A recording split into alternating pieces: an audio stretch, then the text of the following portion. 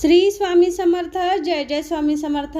नमस्कार मैत्रिणींनो, माझ्या स्वामी चरण सेवा या चॅनलमध्ये आपलं स्वागत आहे. सणांचा राजा श्रावण महिना आता लवकरच सुरू होणार आहे. तर श्रावण महिना कधीपासून सुरू होणार आहे आणि या श्रावण महिन्यात म्हणजेच या 2024च्या श्रावण महिन्यात किती श्रावण सोमवार आहेत आणि कोणकोणते सण आहेत याबद्दल आज आपण माहिती पाहणार आहोत.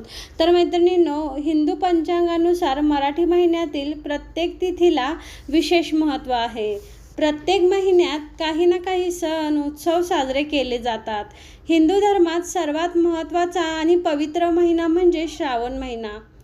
या महिन्यात प्रत्येक व्रतवैकल्यासाठी अतिशय शुभ मानला जातो. या महिन्यात शिवशंकर आणि पार्वतीचे पूजन केले जाते.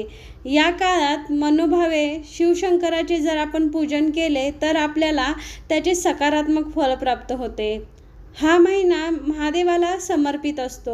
हिंदू पंचांगानुसार दरवर्षी श्रावण महिन्यातील शुक्ल पक्षातील प्रतिपदा तिथीपासून श्रावण महिना चालू होतो. तर यावर्षी म्हणजेच या 2024 सालामध्ये श्रावण महिना ऑगस्ट महिन्यात सुरू होईल. पंचांगानुसार श्रावण महिना 5 ऑगस्ट 2024 रोजी वार सोमवारपासून सुरू होणार आहे.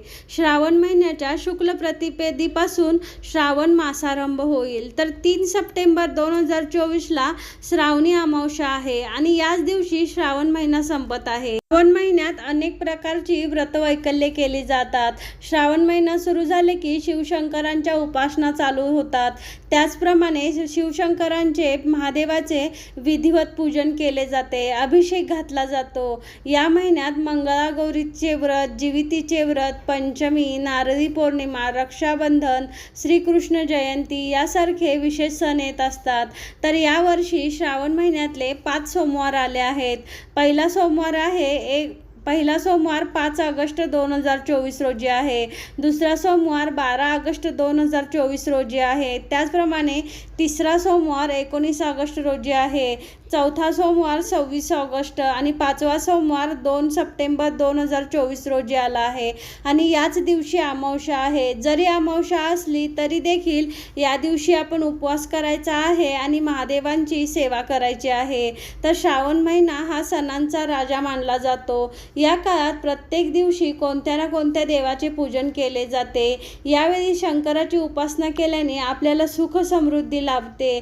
त्याचप्रमाणे ज्या लोकांचा विवाह जमण्यास अडचणी येतात तर अशा लोकांनी श्रावण महिन्यात महादेवांची उपासना केल्याने त्यांच्या या अडचणी दूर होतात.